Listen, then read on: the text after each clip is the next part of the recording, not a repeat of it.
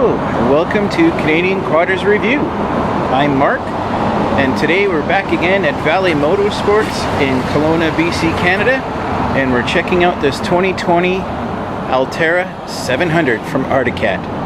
Stay tuned and we'll talk some specs.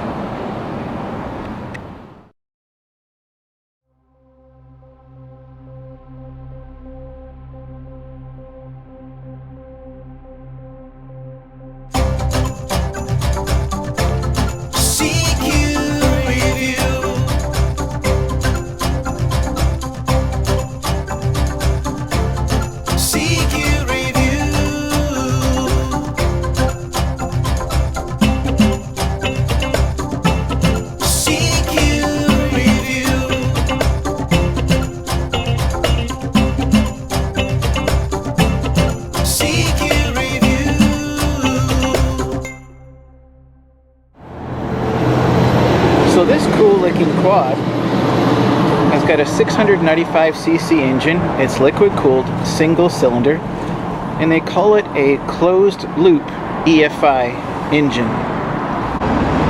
Apparently, it puts a damper on engine noise and improves the fuel efficiency.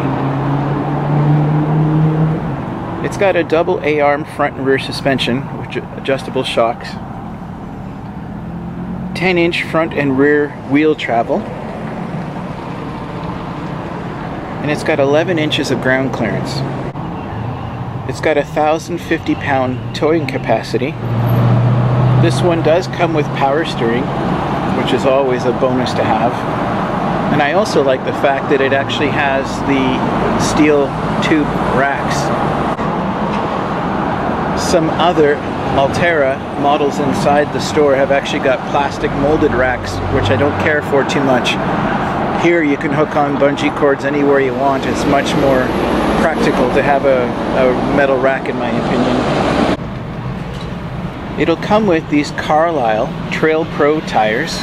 They're a 4-ply rating, 25 by 8 by 12s in the front and 25 by 10s by 12 in the rear. So this guy will be fuel injected as well, and your usual CVT transmission. It's actually got a rapid traction system, which I've never heard of before. I'm going to have to do some research on that. So this particular model is actually quite basic, even so that it doesn't come with a locking front diff. So I'm not sure if the average person would want to buy this to go on the trail. A locking front diff is actually very handy to have. You don't always use it, but when you have it, it's definitely a blessing. So this could definitely be used on the trail. That just depends, I guess, on how serious of a rider you are and if you have a need for the front diff or not. Definitely a good workhorse for the farm.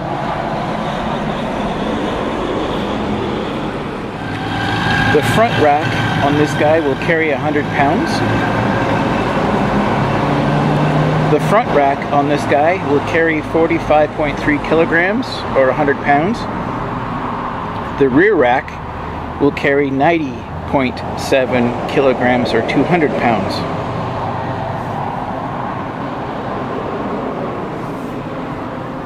The overall length is 212 centimeters, which is 83.4 inches.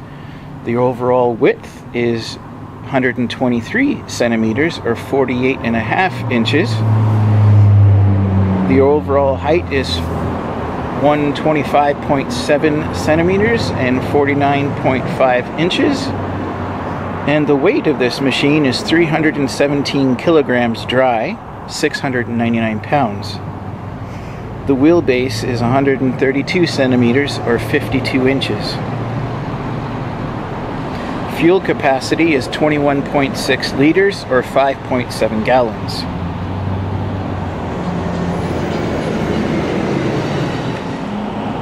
And it's got some storage space in the back there in between the tail lights.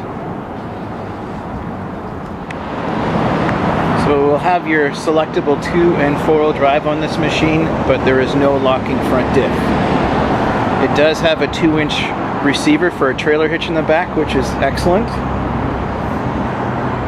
Our Arctic Cat is also known for its belt longevity, and the 700 would give you plenty of power. You'd have all the power you need and it would be quite a thrill of a ride. It's got a pretty cool display that actually gives you a fair amount of information.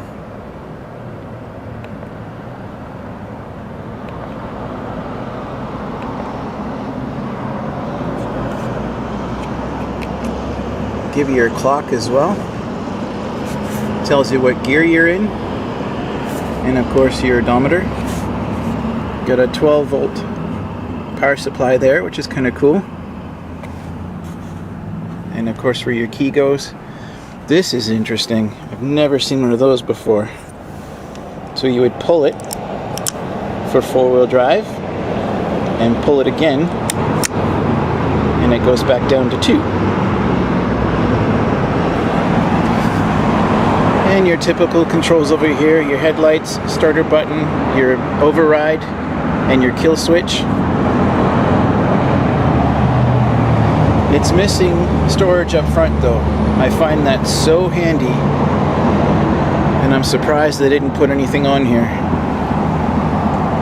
Usually there's a hatch that opens up here, or sometimes there's something in the fender. There's a hatch that's here, but it doesn't look...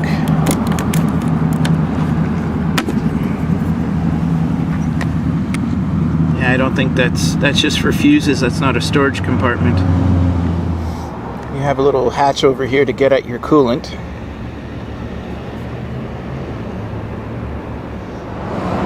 So underneath the seat, this is where your air filter is going to be.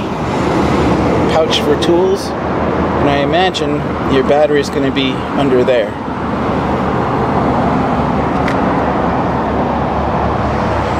I'm really quite surprised that they didn't put the air filter up here.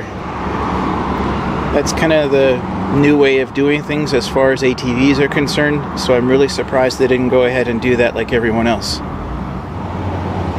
All that means is that your air intake is much closer to the water if you happen to go through something that's pretty deep.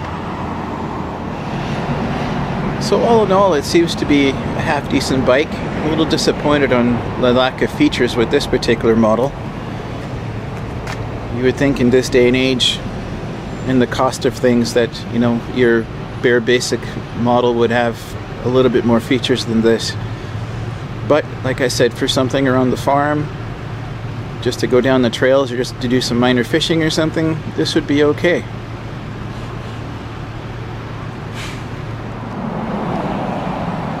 So my immediate recommendations for this model would be, as usual, upgrade to some better tires.